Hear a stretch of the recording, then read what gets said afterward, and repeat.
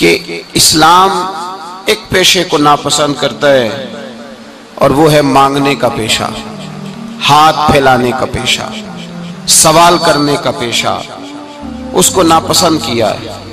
باقی تو میرے حبیب پاک سید عالم صلی اللہ علیہ وسلم نے فرمایا اگر تو محنت کر کے روزی کماتا ہے تو پھر تو معمولی آدمی نہیں، پھر تو اللہ کا محبوب بن گیا ہے، پھر تو محبوب الہی ہو گیا ہے، پھر تو اللہ تبارک و تعالیٰ تجھ سے محبت فرماتا ہے۔ اگر تو محنت کرتا ہے، مشقت کرتا ہے، آگے بڑھتا ہے، روزگار کے لیے نکلتا ہے، پھر تو اللہ کا محبوب ہے۔ نبی کریم علیہ السلام نے مزدور کو جو سب سے بڑا درجہ عطا فرمایا، سب سے بڑا مقام عطا فرمایا، وہ یہ ہے، کسی صحابی نے پوچھا یا رسول اللہ صلی اللہ علیہ وسلم سب سے اچھا کھانا کون سا ہے؟ تو حضور نے فرمایا وہ کھانا جو بندہ اپنے دو ہاتھوں سے مزدوری کر کے کھاتا ہے، وہ کھانا سب سے اچھا ہے۔ فرمایا اللہ کے نبی حضرت داؤد علیہ السلام اپنے ہاتھوں سے مزدوری کرتے، اور پھر نبی کریم سید عالم صلی اللہ علیہ وسلم نے جو دین ہمیں عطا فرمایا، اس دین کو حضور نے کوئی پنڈتوں اور جوگیوں کا دین نہیں بنایا کہ تم بس غار کے اندر چلے جاؤ، اللہ اللہ کرو، میری طرف دیکھیے گا۔ یہ نہیں فرمایا کہ تم بس ٹھیک ہے آ جاؤ مسجد تسبیح پکڑ لو، کوئی اور کام نہ کرو، بلکہ حکم دیا ہے کہ کسب معاش کرو، محنت کرو، جد و جہد کرو، ہاتھ ہلاؤ۔ قرآن مجید فرقان حمید نے کہا وَجَعَلْنَا اللَّيْلَ لِبَاسًا، رات تمہاری پردہ پوشی کے لیے بنائی گئی ہے، رات تمہاری پردہ پوشی کے، وَجَعَلْنَا النَّهَارَ مَعَاشًا، اور فرمایا دن تمہارے رزق کمانے کے لیے بنایا گیا، جد و جہد کے لیے۔ حضرت عیسیٰ علیہ السلام کی ایک نوجوان سے ملاقات ہوئی تو فرمایا تو کیا کرتا ہے؟ کہنے لگا میں عبادت کرتا ہوں۔ تو فرمایا کھاتا کہاں سے ہے؟ کہنے لگا میرا بھائی کمائی کرتا ہے تو وہ مجھے اس میں سے حصہ دیتا ہے۔ تو آپ فرمانے لگے پھر تو عبادت گزار نہیں، تیرا وہ بھائی تجھ سے زیادہ عبادت گزار ہے، جو تیرے لیے یہ بندوبست کرتا ہے، جو تجھے یہ جد و جہد کر کے دیتا ہے، وہ تیرے لیے۔ حضرت عمر فاروق رضی اللہ تعالیٰ عنہ نے اپنے دور خلافت میں شوق دلایا صحابہ، محنت کرنے کا شوق۔ ہمارے معاشرے کے اندر لوگ دوسرے کی کمائی پر وقت گزارنا چاہتے ہیں، دوسرے کے مال پر نظر رکھتے ہیں، مجھے کچھ سسرال سے مل جائے، کچھ مجھے رشتہ داروں سے مل جائے، کچھ مجھے دوست احباب سے مل جائے، کچھ مجھے باقی جگہوں سے مل جائے۔ لوگ مختلف جگہوں پہ نظر رکھتے ہیں اور مختلف ہیلوں اور بہانوں کے ساتھ دوسرے کا مال ہڑپ کرنے کی کوشش کرتے ہیں۔ میرے حبیب کریم علیہ السلام نے توجہ دلائی صحابہ کو، مزاج عطا فرمایا۔ نبی پاک صلی اللہ تعالیٰ علیہ وآلہ وسلم نے ارشاد فرمایا، حضرت عمر کی بات کر رہا تھا، پہلے اس کو مکمل کروں، جناب عمر فاروق رضی اللہ تعالیٰ عنہ نے شوق دلایا صحابہ کو۔ تو ایک دن آپ گزر رہے تھے تو ایک صحابی وہ درخت لگا رہے تھے، اپنے ہاتھ سے درخت لگا رہے تھے۔ تو حضرت عمر فاروق رضی اللہ تعالیٰ عنہ نے دیکھا تو دیکھ کر فرمانے لگے تجھے مبارک ہو، تجھے فرمایا اللہ تبارک و تعالیٰ تیری عزت بھی بڑھا دے گا اور تیری محتاجی بھی دور فرما دے گا، اس لیے کہ تو محنت کر رہا ہے، تو جد و جہد کر رہا ہے، تو اپنے ہاتھ سے کوشش کر رہا ہے، اللہ تبارک و تعالیٰ تیرا رزق بھی بڑھا دے گا اور اللہ تیری عزت میں بھی اضافہ کرے گا۔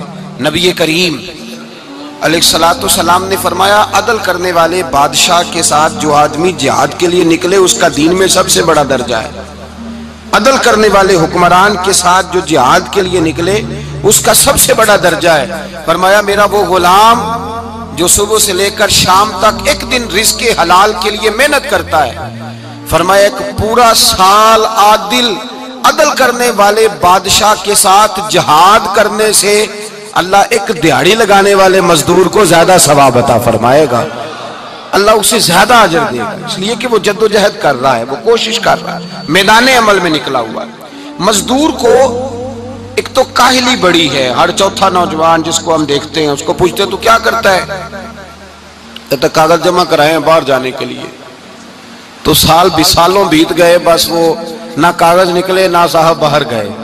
بھائی کوئی کام کر لیں تو کہتے ہیں میرے ابا جی کو 2-4 کروڑ روپیہ دے دیں گے تو کچھ کر لیں گے، اگر نہ دیا تو پھر دیکھیں گے دائیں بائیں۔ اور اس ظلم نے، اس زیادتی نے گناہ کے دروازے کھولے ہیں، لالچ کے دروازے کھولے ہیں، قتل کے دروازے کھولے ہیں۔ اس گناہ نے رشتے ناتے توڑ ڈالے. لوگ کسی کی ذات سے تو پیار کر ہی نہیں رہے, جیب سے محبت ہو رہی ہے. لوگ دیکھتے ہیں کہ کون سا ایسا طریقہ اختیار کروں کہ بغیر کمائی کے میرے ہاتھ پیسے آئیں. اور خدا کے بندو یاد رکھو, اللہ تبارک و تعالیٰ فرماتا ہے دنیا تجھے کیا دے سکتی ہے, لوگ تو محتاج ہیں, تو محنت کر اور توجہ میری بارگاہ کی طرف رکھ. حضرت عمر فاروق فرماتے ہیں مصطفیٰ کریم صلی اللہ علیہ وسلم نے فرمایا جو توجہ اللہ کی جانب رکھے اور کوشش کے لیے نکل کھڑا ہو, اس طرح پرندہ سویرے بھوکا جاتا ہے شام کو پیٹ بھر کے آتا ہے, اللہ اس بندے کو بھی پیٹ بھر کے روزی عطا فرمائے گا. حضرت حسن بصری رحمت اللہ علیہ تشریف فرماتے تو ایک نوجوان آیا. اس نوجوان نے کہا حضرت آج کے بعد میں نے فکر نہیں کرنی کام کاج کی, میں نے نہیں کوئی بھی توجہ کرنی کمانا کیسے ہے کھانا کیسے ہے, میری فکریں دور ہو گئیں. فرمایا کیا ہوا؟ کہنے لگا میں آج جنگل میں مزدوری ڈھونڈنے گیا تھا تو میں نے ایک عجیب انداز دیکھا ہے. ایک شیر نے شکار کیا, اس نے کچھ خود کھایا, کچھ اس نے بانٹا, کچھ تھوڑا سا شکار لے کے وہ گیا. پہاڑ کی چوٹی پر ایک لومڑی بیٹھی تھی, وہ لومڑی دونوں ٹانگوں سے معذور بھی تھی, آنکھوں سے اندھی بھی تھی. اس شیر نے جا کے اس کے منہ کے اندر وہ شکار ڈالا ہے اور لومڑی نے کھایا ہے. کہنے لگا جو رب اندھی اور لنگڑی لومڑی کو پہاڑ پر رزق دے سکتا ہے مجھے بھی دے دے گا, میں نے کوئی کام نہیں کرنا. تو حضرت حسن بصری رحمت اللہ علیہ فرمانے لگے کتنی چیزیں دیکھی تو نے, ایک شیر اور ایک لومڑی. فرمانے لگے تو نے لومڑی بننے کا پروگرام بنایا, شیر بننے کا کیوں نہیں بنایا؟ تو شیر بننا, خود بھی کھا دوسروں کو بھی کھلا, تو نے لومڑی بننے کا پروگرام بنایا ہے. مزدوروں گویا حضرت حسن بصری فرما رہے ہیں کہ مزدور لومڑی نہیں ہوتا, مزدور تو شیر ہوتا ہے. مزدور تو یہ تو شیر ہوتا ہے, شیر. اس کا مالک جو جس نے اس کو دیہڑی پہ رکھا ہے وہ بھی مزدور کی کمائی کھا رہا ہوتا ہے, وہ بھی مزدور کی. تو مزدور تو شیر ہے, انہیں سر جھکا کے نہیں جینا چاہیے, انہیں سر اٹھا کے جینا چاہیے. یہ تو بڑے قیمتی وجود کے لوگ ہیں جو مزدوری کرنے نکلتے ہیں, ان کے کچھ حقوق ہیں, کچھ حقوق. ہمارے حکمران بھی حقوق کا تعین کرتے ہیں, کہتے ہیں 15,000 سے زیادہ, یہ جو بجٹ آیا ہے نا اس میں 15,000 سے زیادہ, کہتے ہیں مزدور کی تنخواہ 15,000 ہونی چاہیے. کتنی جی؟ 15,000 سے کون سا گھر چلتا ہے؟ ویسے مولویوں کی بھی اتنی ہے, اور میرے خیال ہے کم مولویوں کی 15,000 ہے, 10 کے قریب ہی ہے. اور اس کو بھی کہتے ہیں کہ تو بڑا کھاتا ہے, ارادہ ہے عید کے بعد تجھے چھٹی کرا دی جائے, بڑے خرچے ہیں تیرے مولوی. 15,000 روپیہ تنخواہ مزدور کی, گزارا ہوتا ہے؟ آؤ میں تمہیں وہ اس بارگاہ پہ لے جاؤں جس نے سب کو شانیں عطا فرمائی ہے. حضرت ابوبکر صدیق رضی اللہ تعالیٰ عنہ خلیفۃ المسلمین بنے. خلیفہ بنے تو سویرے جس رات خلیفہ بنے سویرے سر پہ ٹوکری رکھی, منڈی کی طرف جا رہے ہیں. حضرت عمر فاروق رضی اللہ تعالیٰ عنہ مولا علی شیر خدا کو کسی نے بتایا کہ وہ تمہارا خلیفہ تو جا رہا ہے مزدوری کرنے, وہ تو جا رہا ہے کمائی کرنے. حضرت علی شیر خدا مولا کائنات جناب فاروق اعظم دونوں نے رستے میں روکا. ابو بکر کہاں جا رہے ہو؟ فرمانے لگے کام کرنے جا رہا ہوں, مزدوری کروں گا, منڈی میں جاؤں گا, تجارت کرتا تھا اس کو جاری رکھوں گا, بچوں کا پیٹ بھی تو پالنا ہے. اب تمہاری حکومت کے پیچھے بچے تو نہیں نا بھوکے مروا لینے, میں نے کچھ کرنا تو ہے. حضرت عمر کہنے لگے چل آ کے بیٹھ, ہم صحابہ کو اکٹھا کرتے ہیں اور مال غنیمت سے تیرا وظیفہ لگاتے ہیں, آپ کو وظیفہ ملے گا ماہانہ. تو آپ بیٹھ کر کے مسجد میں تو ڈیوٹی کریں.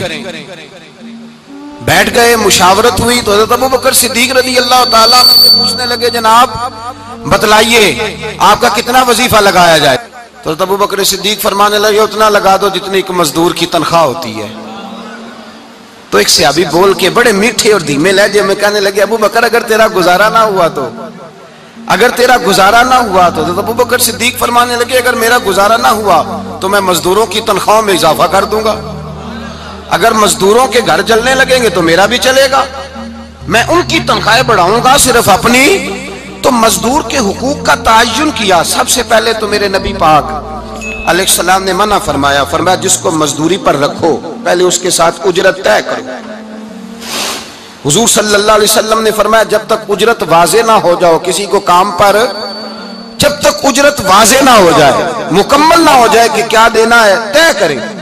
کیا لوگے؟ جو جناب دے دیں گے لے لوں گا۔ شریعت اس کو پسند نہیں کرتی، محبوب نہیں رکھتی۔ پہلے اس کے ساتھ پہلا حق مزدور کو یہ دیا کہ اس کی اجرت پہلے، بولیے اجرت پہلے اجرت طے ہوگی، یہ پہلا حق ہے۔ اور مزدور کا دوسرا حق کیا بیان کیا میرے نبی پاک نے؟ فرمایا جب، اور یہ ایسی اعلیٰ بات ہے کہ جتنے حقوق لکھنے والے ہیں نا، جتنے بین الاقوامی سطح پر انسانی حقوق کا چارٹر بنانے والے ہیں، وہ کہتے ہیں کہ یہ ایسا نقطہ حضور نے بیان کر دیا ہے کہ اس سے آگے کو بڑھ ہی نہیں سکتا۔ یہ ایسی بات ہے کہ جس کی شرح بھی کوئی نہیں کر سکتا۔ میرے حبیب کریم علیہ السلام نے فرمایا پہلے طے کرو، اور کیا خوبصورت لفظ ہے، قانون بنا دیا۔ فرمایا جب مزدور مزدوری کر لے تو اس کا پسینہ خشک ہونے سے پہلے اسے ادا کر دینا۔ اس کا پسینہ خشک ہونے سے پہلے اسے اس کی مزدوری دے دو۔ بیچارے نے محنت کی ہے، اپنے گھر جائے۔ یہ نہیں کہ اس نے مزدوری کیا تو تم نے کہا نہیں ادھر سے پینٹ صحیح نہیں ہوا، یہ تو لے جا 2000 اور پھر میں تیرا حساب کروں گا، ابھی ذرا میں چیک کرا لوں 2-4 لوگوں کو بلا کر کے، وہ فلاں جگہ سے نا ایک کونا خالی رہ گیا۔ اللہ سے ڈرنا چاہیے، اللہ سے ڈرنا چاہیے۔ اگر اللہ تبارک و تعالیٰ نے 2-1 آدمیوں کو ملازم آپ کا بنا دیا ہے تو پھر خیال ہونا چاہیے۔ ایک صحابی اپنے خادم غلام کو مار رہے تھے تو میرے نبی پاک تشریف لائے۔ فرمایا کیوں اسے مار رہا ہے؟ حضور غلطیاں بڑی کرتا ہے۔ تو نبی پاک نے فرمایا جتنا تجھے اس پر اختیار ہے نا، اس سے کہیں بڑھ کر میرے رب کو تیرے اوپر بڑا اختیار ہے۔ کہا حضور یہ بڑی غلطی کرتا ہے، میں آخر کتنا معاف کروں؟ تو حضور نے فرمایا اتنا معاف کر جتنا میرا رب تجھے معاف فرماتا ہے۔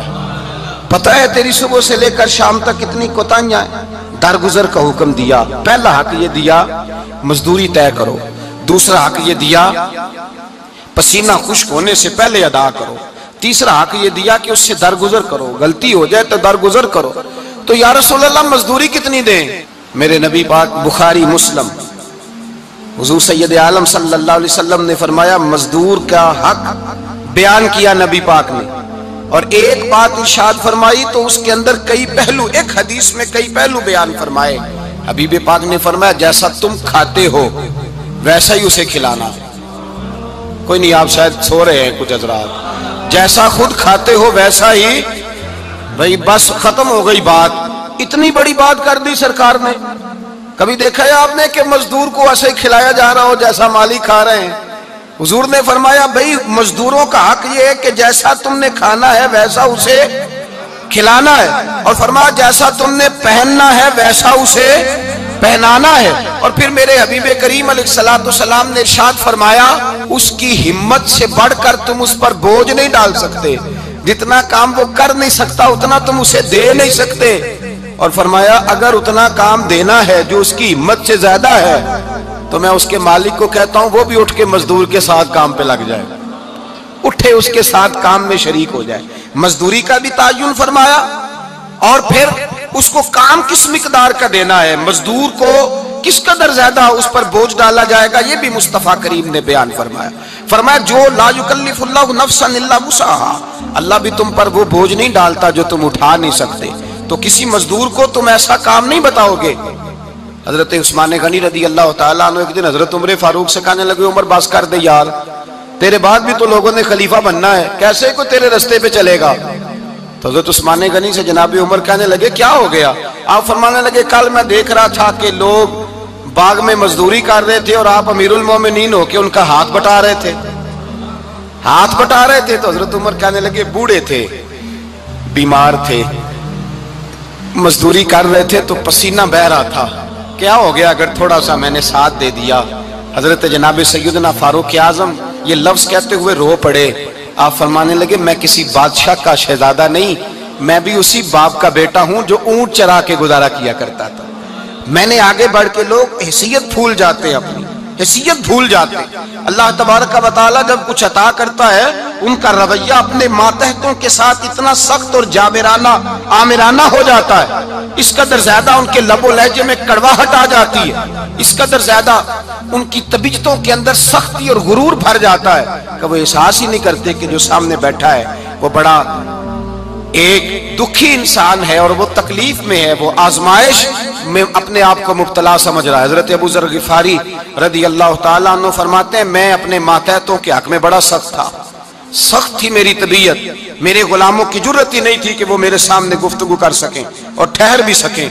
فرماتے ہیں جس دن میں کلمہ پڑھنے گیا، جس دن میں حضور کی بارگاہ میں، تو میں نے کہا حضور کوئی خاص نصیحت؟ تو نبی پاک نے فرمایا میری نصیحت تیرے لیے یہ ہے کہ جیسا تو نے کھانا ہے ویسا ہی غلام کو کھلانا ہے، جیسا تو نے پہننا ہے ویسا ہی غلام کو پہنانا ہے۔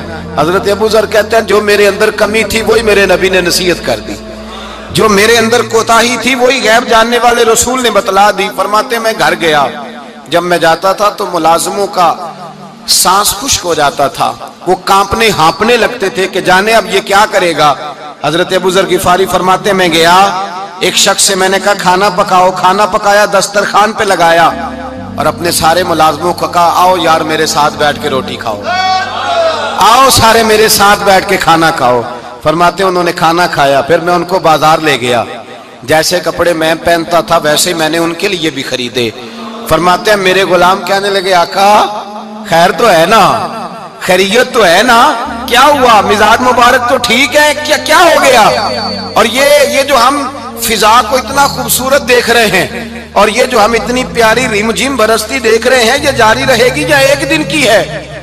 تو حضرت ابو ذر غفاری رو پڑے، کہنے لگے اب تمہیں ابو ذر غفاری بدلا ہوا ملے گا، اس لیے کہ اب میں وہ نہیں رہا، اب میں رسول اللہ کا کلمہ پڑھ کے غلام مصطفیٰ بن گیا ہوں، اب میں بدل گیا ہوں، میری طبیعت بدل گئی۔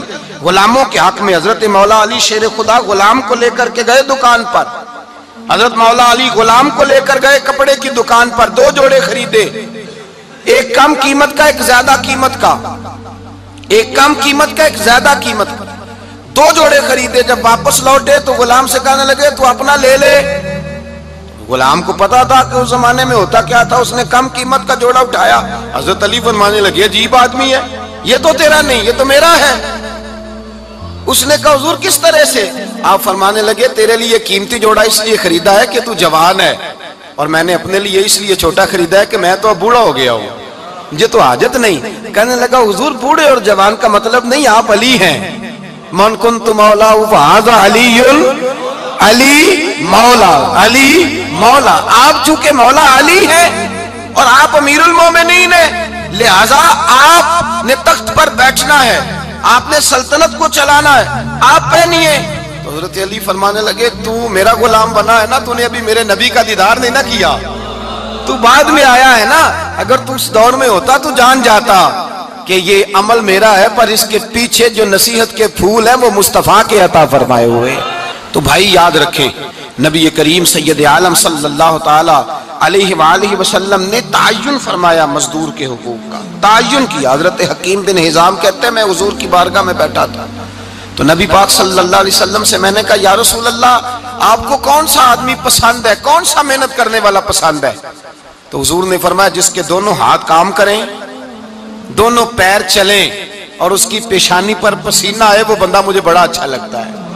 جس کی پسینہ آئے، آج لوگ مزدوری نہیں کرتے، دائیں بائیں دیکھتے ہیں، لوگ اپنے اندر وہ توانائی، وہ غیرت، وہ خودداری پیدا نہیں کرتے۔ بھائی گردن کو جھکا دیتا ہے خیرات کا پتھر، جہاں میں مانگنے والوں کے سر کبھی اونچے نہیں ہوتے۔ اور ایک بار کہنے لگے غیرت ہے بڑی چیز جہاں نے تگ و دو میں، پہناتی ہے یہ فقر کو تاج سردارا۔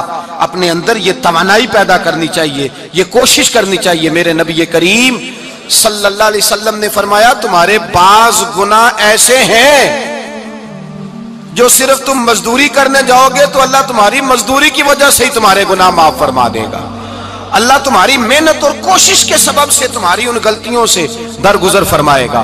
حبیب کریم سید عالم صلی اللہ علیہ وسلم نے فرمایا مزدور جب قیامت کے دن آئے گا، بھئی عالم تو آیا، صوفی تو آیا، درویش تو آیا، صحابہ تو آئے، ان کا آنا تو شفاعت کے لیے شمار کیا گیا۔ میرے مصطفیٰ نے فرمایا جب مزدور آئے گا، مزدور کی سب سے بڑی غلطی یہ ہے کہ مزدور اپنے آپ کو نیچ سمجھتا ہے، مزدور کی سب سے بڑی غلطی یہ ہے کہ یہ اپنے آپ کو چھوٹا سمجھتا ہے، اس کی زیادتی یہ ہے کہ یہ اپنی سوچ کو بڑا نہیں کرتا، یہ سمجھتا ہے نہیں کہ بھئی میں تو 2 ہاتھوں کی محنت کی کمائی کھاتا ہوں، یہ آرزو کرم اور میں آپ سے کروں، یہ भीख उसको दीजिए जिसका खुदा ना हो।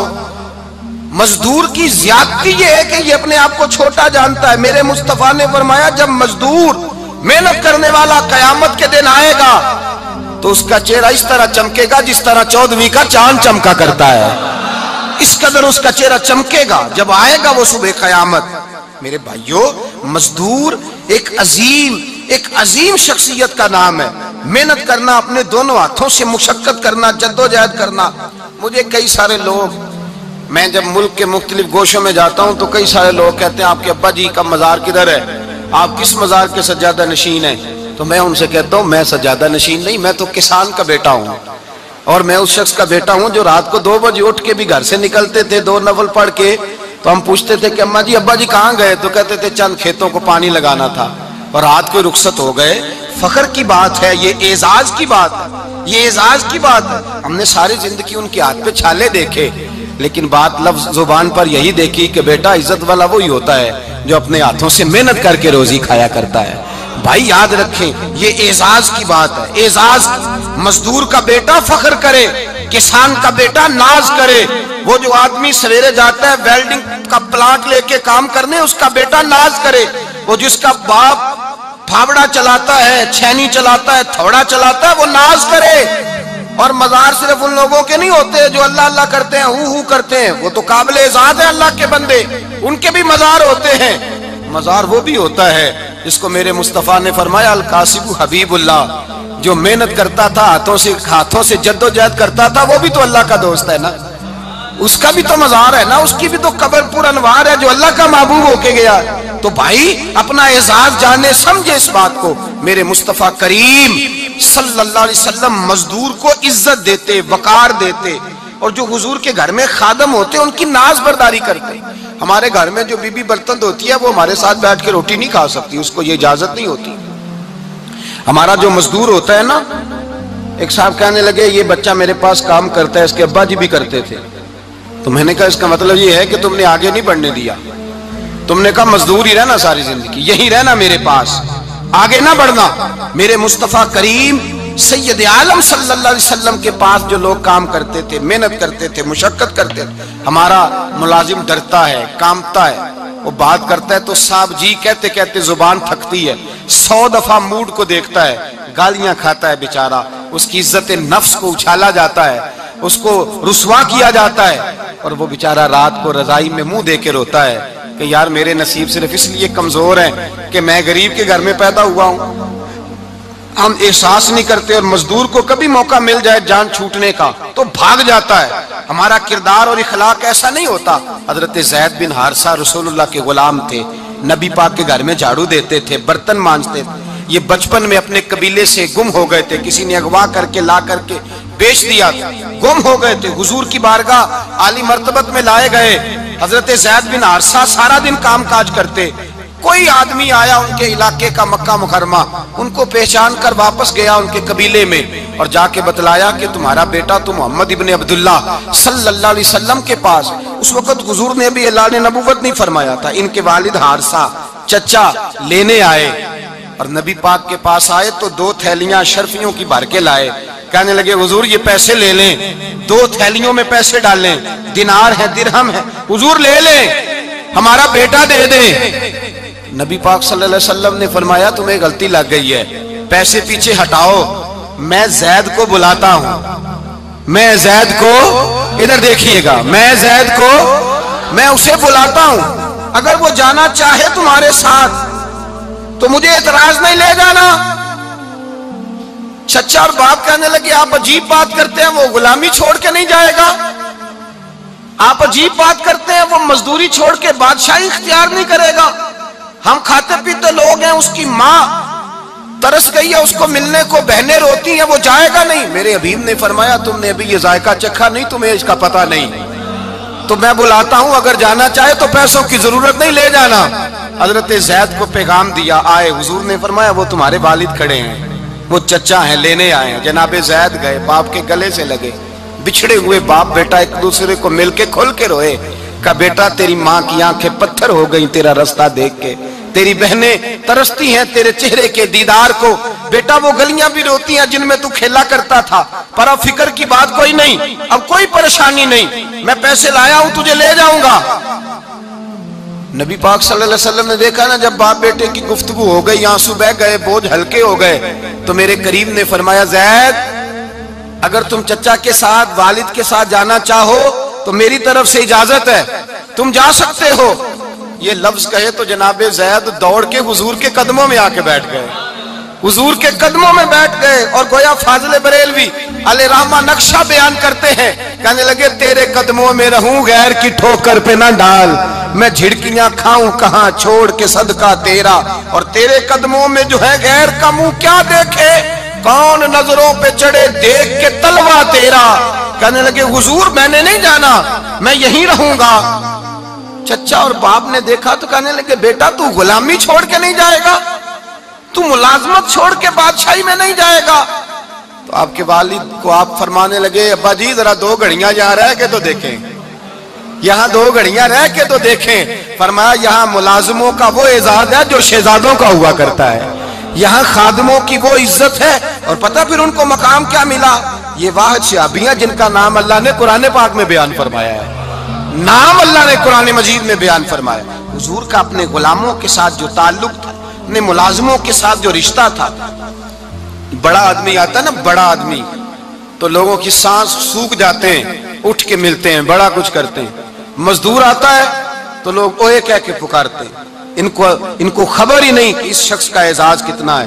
حضرت انس بن مالک رضی اللہ تعالیٰ عنہ فرماتے ہیں میں چھوٹا سا تھا، میری اماں مجھے حضور کے گھر چھوڑ گئی، میں نے 10 سال نوکری کی نبی پاک کی۔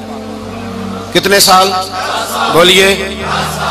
12ویں دن لوگ کہتے ہیں بس بھائی ختم ہو گیا، اب فرینکنس ہو گئی ہے، اب جو مرضی تیرے ساتھ کریں گے۔ 10 سال نوکری کی میں نے، لیکن جناب انس فرماتے ہیں نبی پاک نے کبھی مجھے اف تک بھی نہیں کہا تھا، اف تک بھی نہیں کہا تھا، اف تک بھی۔ حضور نے بھیجا جاؤ فلاں آدمی کو بلا کر کے لاؤ۔ حضرت انس بن مالک رضی اللہ تعالیٰ عنہ فرماتے ہیں میں بلانے گیا، بچہ تھا چھوٹا سا، رستے میں بچے کھیل رہے تھے تو میں ان کے ساتھ کھیلنے لگا، محو ہو گیا، مجھے پتہ ہی نہ چلا وقت کا۔ حضور نے جب مجھے بھیجا تو فرمایا جلدی جانا اور جلدی آنا، اب مجھے خبر ہی نہیں، بڑی دیر ہو گئی۔ حضور وہاں انتظار کر کر کے خود تشریف لائے، کہتے جب نبی پاک آئے تو میں بچوں کے ساتھ کھیل رہا تھا، حضور نے جب مجھے کھیلتے ہوئے دیکھا، میری اچانک نظر پڑی تو میرے ہوش اڑ گئے۔ حضور نے تو کہا تھا جلدی آنا، اور میں یہاں کھیلنے لگا، یہاں اتنا الجھا کہ مجھے خیال نہیں رہا کس کام آیا ہوں۔ حضرت انس فرماتے ہیں میں ڈرنے لگا، جیسے جیسے حضور قریب آتے میری ٹانگیں کانپتی۔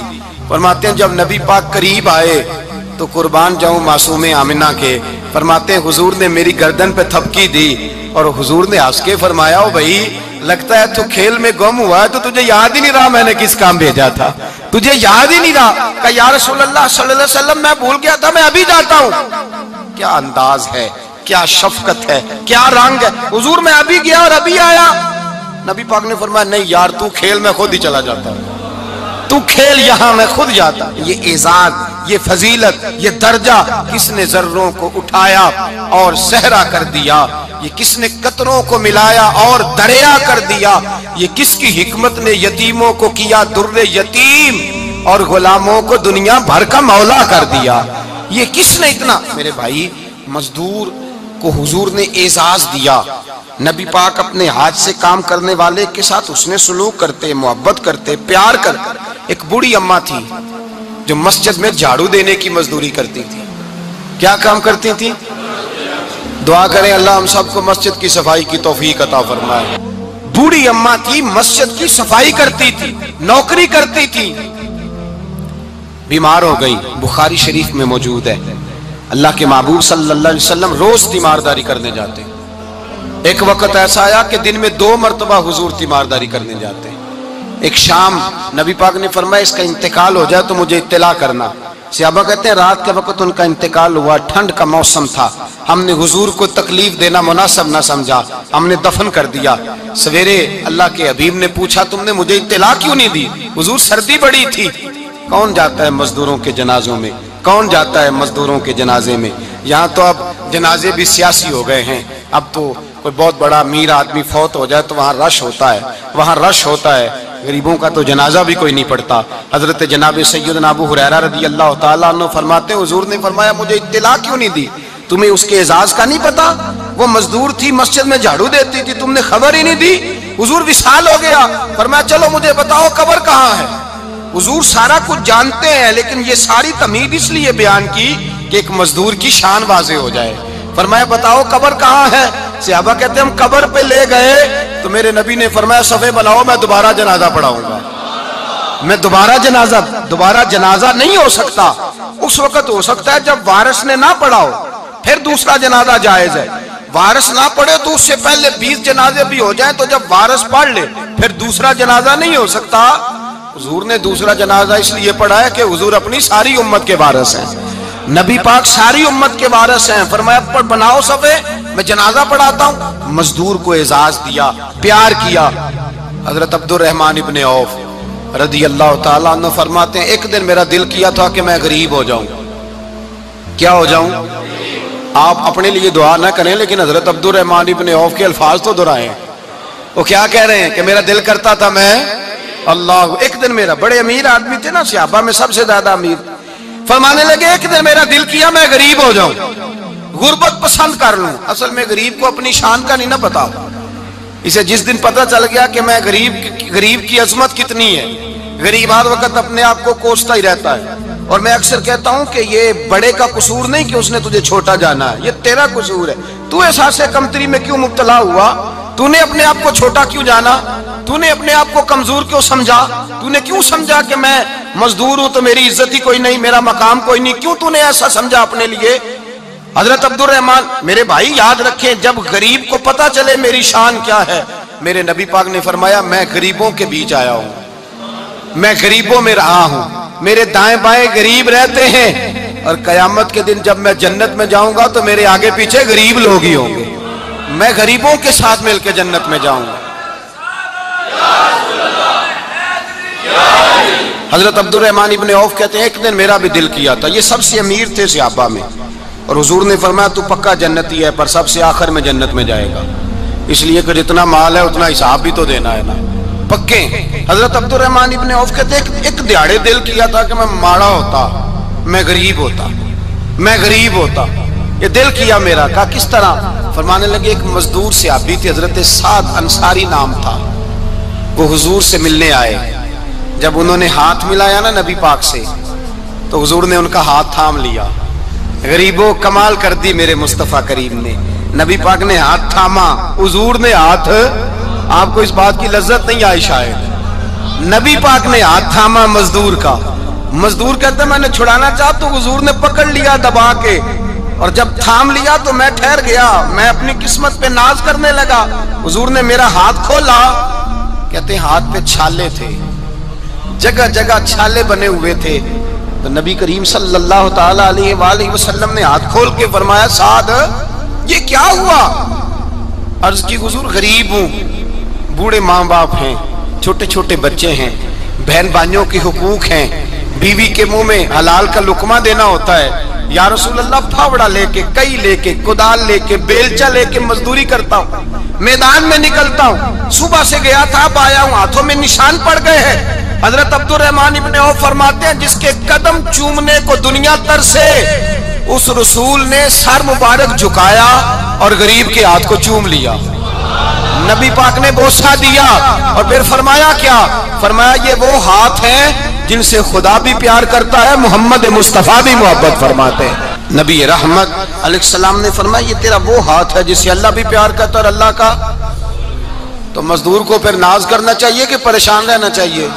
बोले ना, मजदूर को नाज करना चाहिए ना, उसको अपना हाथ खोल खोल के देखना चाहिए और उसे कहना चाहिए अल्लाह ने मुझे वो हाथ अता फरमाया जिससे रब भी प्यार करता है, मुस्तफा भी प्यार करते हैं। उसे तो एजाज समझना चाहिए, फजीलत जाननी चाहिए, उसे तो नाज करना चाहिए। अल्लाह तबारक व तआला ने मुझे ये एजाज दिया है। किसान जो खेतों में मजदूरी कर रहा है, वो मजदूर जो किसी फैक्ट्री में गया है, रिज़्क़े हलाल की तलाश में निकला है, उसे तो मेरे भाई नाज करना चाहिए, उसे तो खुश होना चाहिए कि अल्लाह ने मुझे ये फजीलत दी। तरसते हुए गरीब, जानबूझ के अपने आप को परेशान रखते हुए लोग अगर जान जाएं कि फजीलत क्या है, अजमत क्या है, और फिर गुलाम के साथ सलूक क्या करना है, ایک یہودی کا بیٹا نبی پاک کی خدمت کرتا تھا اکثر. یہودی کا بچہ، وہ بیمار ہو گیا، روز آتا تھا، چھوٹے موٹے کام کرتا تھا، بیمار ہو گیا. حضور نے فرمایا چلو تیمارداری کرنے چلتے ہیں. کس کی؟ جی غلام کی، نوکر کی. یہاں صاحب کہتے ہیں 5,000 روپیہ لے جاؤ، وہ بڑے احسان کے ساتھ 5,000 روپیہ لے جاؤ اور دے آنا، اور اسے کہنا سردی پوچھ رہے تھے تیرا کیا حال ہے. وہ بات ختم ہو گئی. حضور بنفس نفیس گئے اور غریب کا گھر تھا. وہ یہودی باہر نکلا جس کا بیٹا بیمار تھا، تو کہتا جب دروازے پہ میں نے مسلمانوں کے نبی کو کھڑے دیکھا تو میرے پیروں تلے زمین ہی نکل گئی. میں نے کہا حضور مجھ غریب کی کٹیا میں کیسے آئے؟